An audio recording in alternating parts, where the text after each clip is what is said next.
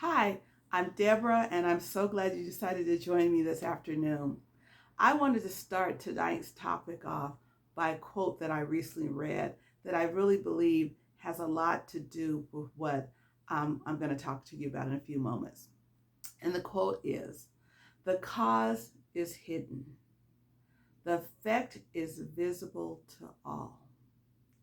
The reason why that quote resonated with me is because today I'm going to talk to you about domestic violence as a hidden crime. We're actually going to look at 5 different components of things, of hidden episodes that victims and or survivors of domestic violence go through. I know that there's a difference between the word victim. I also know there's a difference between the word of survivor. But you will find me using those two words interchangeably. And I think a lot of it is because it's just easier for me to do the presentation that way. So if I'm so I just wanted to explain that to you up front. I also wanted to tell you about the definition of the word hidden. The word hidden means to hide something, to keep it out of sight, or to conceal it.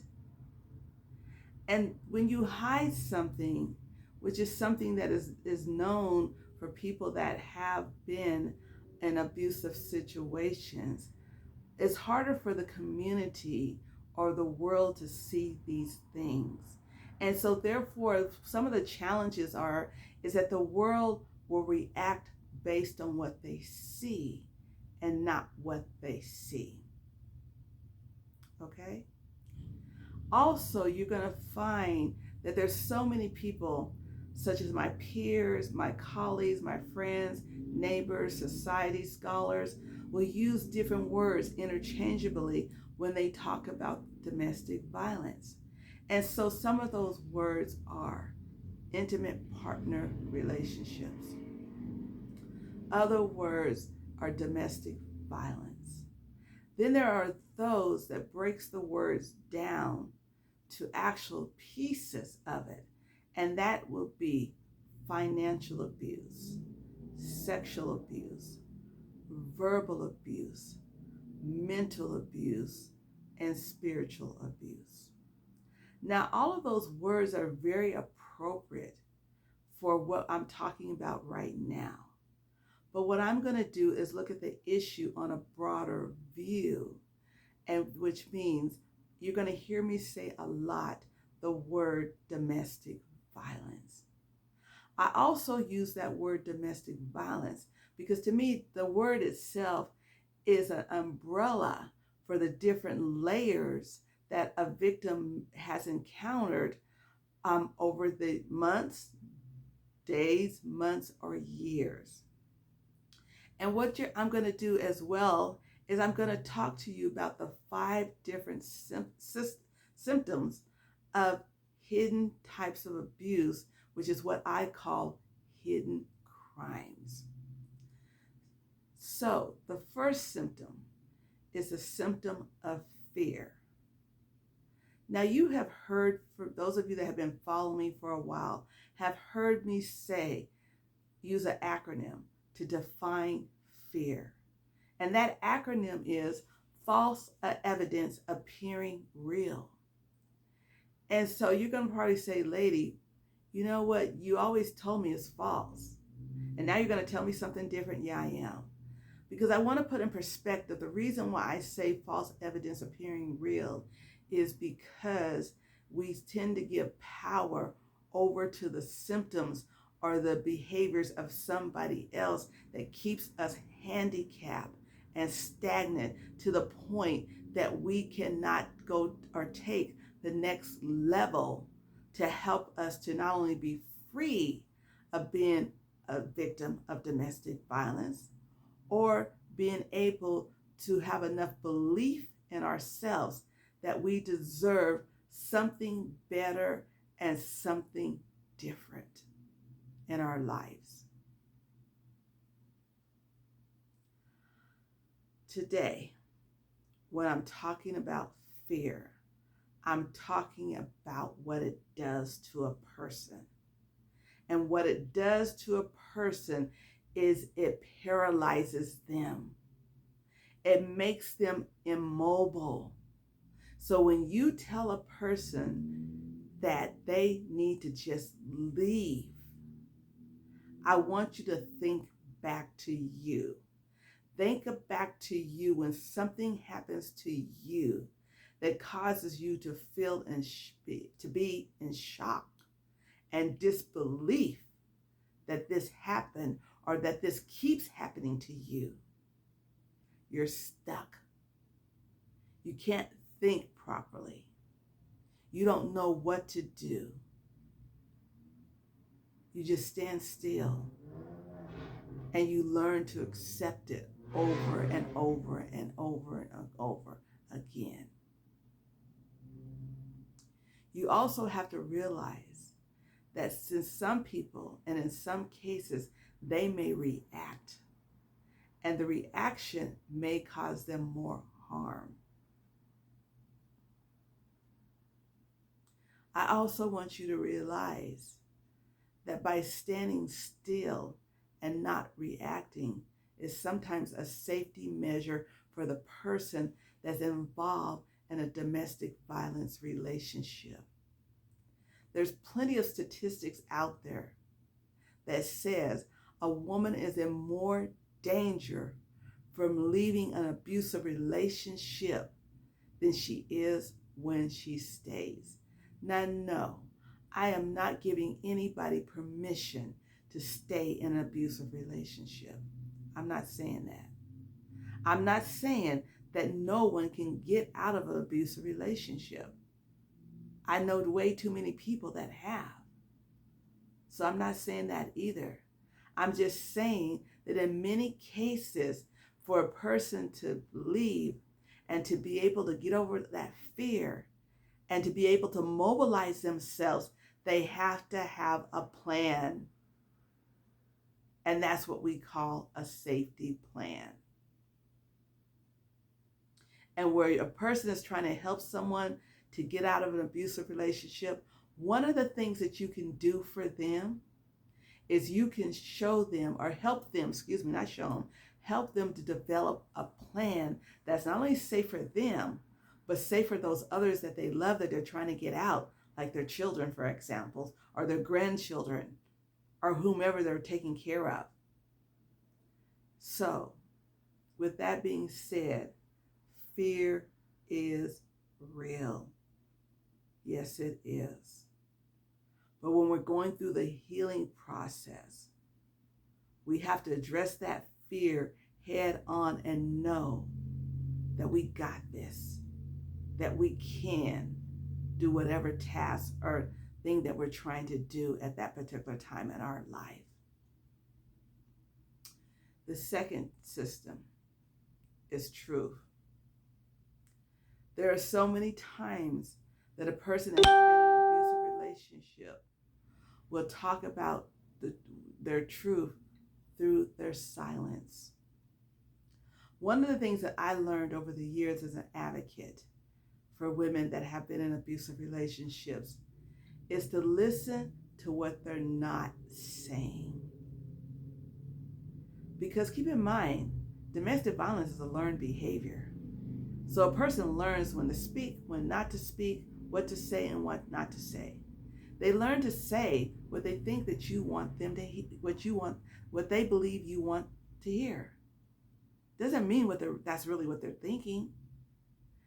So instead of putting a person down because they're not saying anything, I encourage you to lift them up.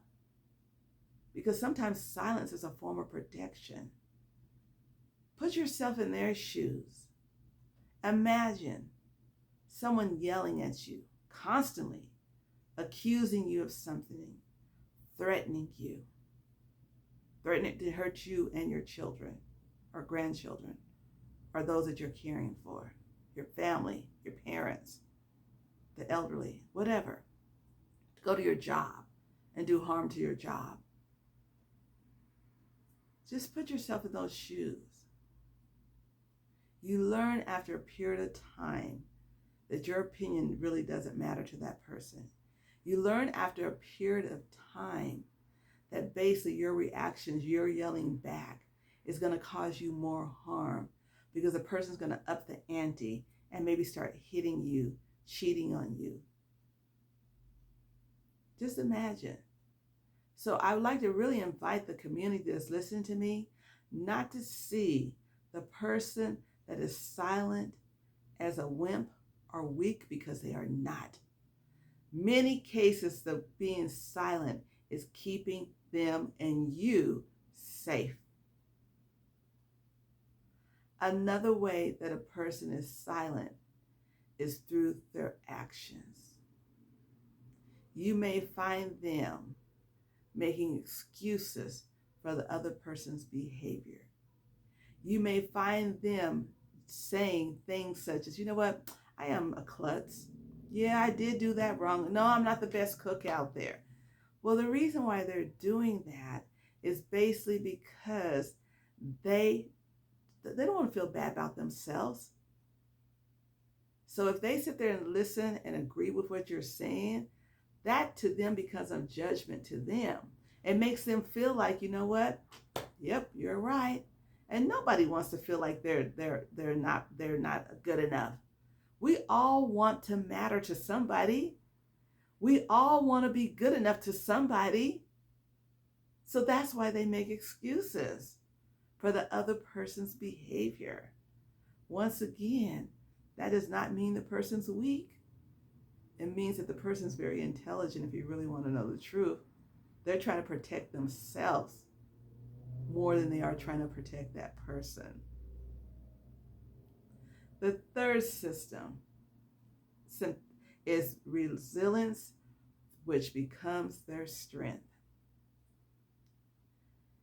Keep in mind, constant yelling, constant putting down, constant betrayal, constant hitting, constantly having someone to go out there and have you work the streets, which is another word for human trafficking, especially if they take you across the state line. Those so that they can financially, financially become wealthy off of you and your acts. Keep that in mind, how degrading that is for the person that has to encounter that. Keep in mind how degrading that is for the person that now has a drug addiction so they can escape the pain that they go through from being trafficked or out on the streets prostituting with strangers, people that are harmful and hurtful to them. Keep in mind that being a distance from your children, not being able to care for your children because now you got an addiction, and number two, you're trying to protect your babies. Just keep that in mind. Now, am I saying any of this is actually okay or good? No, I am not saying that. So don't sit up there and try to put words in my mouth and say, oh, she's this and that. No, I'm probably one of the biggest advocates out there for people that have been in relationships like this. I have dedicated the majority of my life helping people, and I continue to do so today. And so what I'm saying is that you have to be very resilient to be able to do those things, try to hide those things from certain people, and go to work with a smile on your face. You put on makeup to cover the bruises. You wear long sleeve shirts to even cover the bruises on your arms. You go to work and you pretend that everything is fine. You can chit chat and talk with others, carry on a conversation. You can go to your family's house and they ask about how your partner's doing.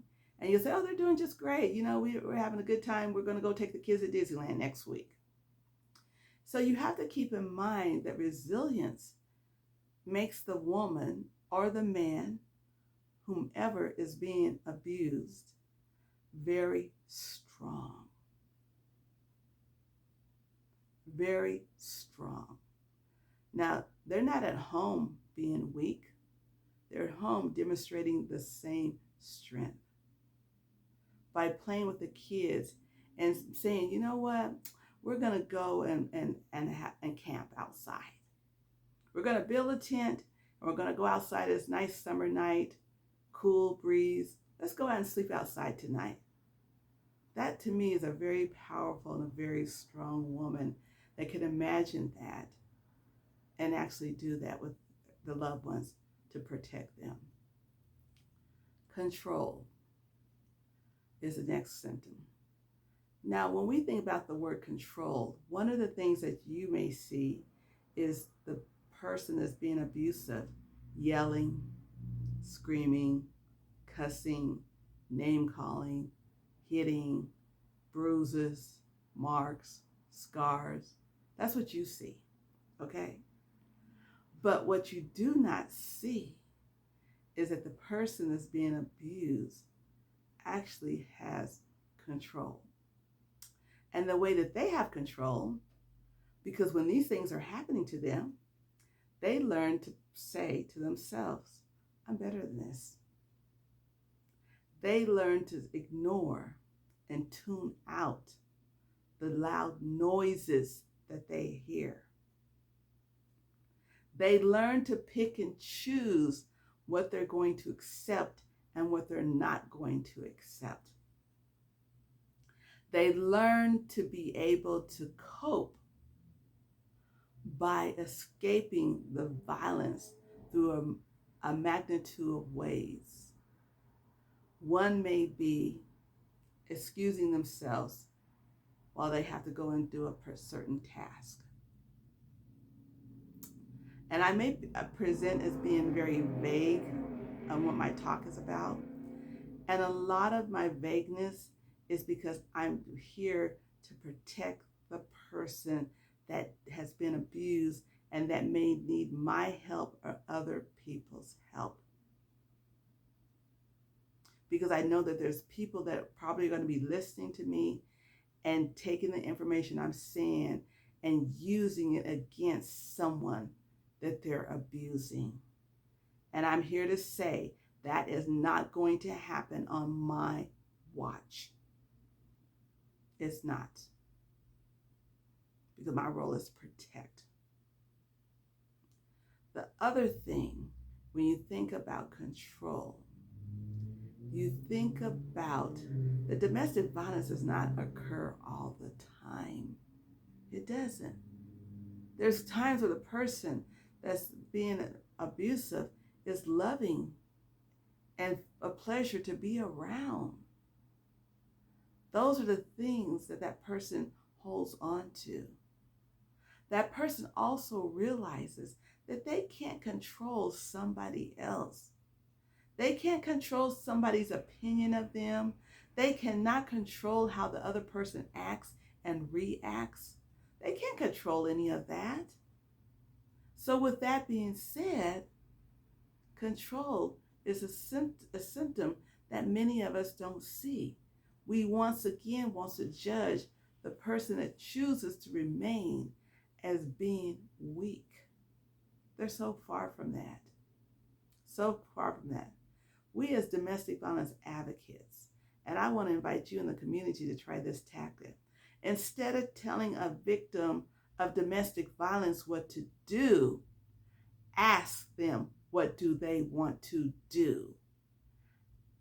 Be there for them, regardless how long it takes. You might have to remind them that I'm there for you when you're ready to talk about it, when you're ready to discuss other alternatives. I'm there for you.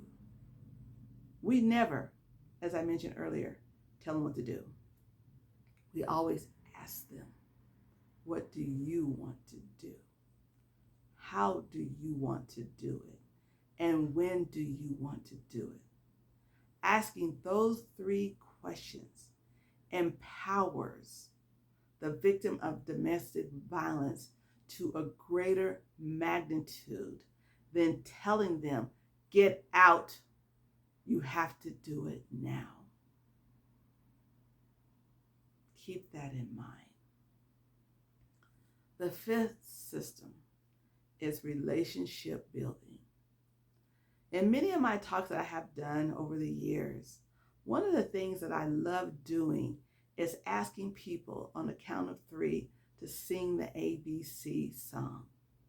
Yeah, that might sound juvenile, but the reason why I do that is because when they're finished singing it, I ask the question, where did you learn that from? And usually the responses that I will get is from family, caretakers, teachers, relatives, friends, neighbors. And usually those people that taught them that song were people that were in authority. They were either older than them, adults, because usually when you learn that song, you're a child, usually. At least in America, you do. And so with that being said, the relationships are based on what a person witnessed at a very young age as a child. So think about your family. Was your family full of happiness and joy? Did they discuss their problems? Was your family very affectionate towards each other, the adults in your family, and affectionate towards the children in the family? Did your family spend quality time together doing things as a family? Or was your family the type of family that the form of communication was yelling, cursing, putting one another down, intimidating? Was there physical violence, sexual violence, financial violence, spiritual violence, mental health violence? What was the structure of your family, the relationship between the people in your family, including you growing up in that family? Or was it a combination of both? So you have to keep in mind, as a child growing up, witnessing what they witness in their family, because that's usually where they spend the majority of their time, their waking time, I should say. Yes, they do go to school and they spend time at school, but they spend more time at home. Okay? And even though I said the waking time earlier, I need to say all time, because domestic violence just doesn't happen during the daytime. It happens at nighttime when children are sleeping and they're woken to it. Okay? So I just want you to recall and remember that it's something we learned at a young age. So when we grow up, we become adults, we become intimate, we become involved in relationships, we tend to project and react what we learned at home. So if you have two people that are together, that their communication style is yelling and cursing, if their relationship building style is hitting one another, or clearly identifying who is the batterer and who is the victim, who's the one that appears to be in control and who's the one that doesn't appear to be in control, then what you're bringing into that relationship is two forms of toxic people that's going to manifest the relationship as being more toxic than ever. So therefore, it's hard to relearn and retrain something that you do not know, because you have had very little experience with it or no experience at all with it. I know I have heard stories of people that have grew up in homes like that they would share with me that, you know what, I only remember the bad in my family. I do not remember one good thing that happened. And so, of course, the person that vocalized that will have an opinion that relationship building has to be negative, it has to be bad, it has to be harmful. Whereas on the other hand, relationships that where there was communication, where the verbal communication, where there's no putting down, working together, where there's signs of shown of affection, where there's people doing family projects together, that person that enters into an abusive relationship will have more questions about what happened, because that was not the norm for them. But if they choose to stay in those relationships because they love that person or they believe that they can fix that person, then it's going to be harder for them to get out, or harder for them to change their mindset. Because a lot of times we believe that maybe if I fix myself up more, maybe if I stay home more, maybe if I keep the house clean, maybe if I let go of my interests and my likes and fully focus on the other person's interests and likes, then I won't be going through what I'm going through. But I'm here to tell you that whatever you do, whatever you say, is not going to be able to stop a person from doing the things that they did to you. They have to, number one, see it as being wrong. They also have to want to change themselves. Regardless of how great of an individual you are, how powerful of an individual you are, you cannot change other people or their thoughts or their patterns or their beliefs. They have to want to change that themselves. So I brought these things to you today. The 5 symptoms being fear, truth through silence, resilience, which becomes their strength, control, and relationship building. Because I wanted not only the community to know that these steps are things that are hidden from many of us because we don't see it, because we're focusing on what we do see that's more noticeable and more visible. I also brought this to you because I want you to know, if you are in an abusive relationship or have been in an abusive relationship, that you are fabulous. You are so marvelous. And that, you know what? You have the power to do what it is that you need to do for yourself. I like to also invite you to stop trying to fix somebody. It's not going to work. Believe me, I tried for you many times, okay? It hasn't worked. So what I had to learn over the years is I had to learn that the only person that I can change, or the only person that I can fix, is the person that when I go to the mirror and I look at it, and it's looking right back at me. Yes, you. Okay? So, I hope that you found this to be helpful. And I hope for those of you that are out there that may have a history of hurting someone else in a domestic violence relationship, that you will take what I said and maybe you will help yourself and realize that if you love this person, you won't do these things. I don't care what your mama, your daddy, your auntie, your uncle went through and what they did. You do not have to be a repeat performance of that. You don't. Sometimes you got to let those strings, cut those umbilical cords, and be who you really want to be and who you were meant to be. You don't have to continue to be a repeat performance of what you already know, because change is possible. People can change if they want to, but when you're in a relationship, it takes 2 people to want to change, not just 1, 2. When the both of you are working together, you might be a little bit more advanced, so you go further. Don't expect the other person to be with you at your level. It's okay. Acknowledge what they are doing, what contribution they are making towards rebuilding the relationship and making it stronger if that's the quest. And if the quest is not to rebuild the relationship, then don't try to put them down because they want to not be hurt again. Because no one deserves to be hurt. I don't care who you are. That's a form of bullying. And we need to stop being a bully and hurting each other or hurting other people. So for those of you that are survivors, that are interested in taking the next step to the rediscovering who you are, I want to invite you to click on the link below. Go to my website and sign up for a free 30-minute coaching session with me. I also want to invite you to sign up for a free gift, which is a journal that I have for you to use.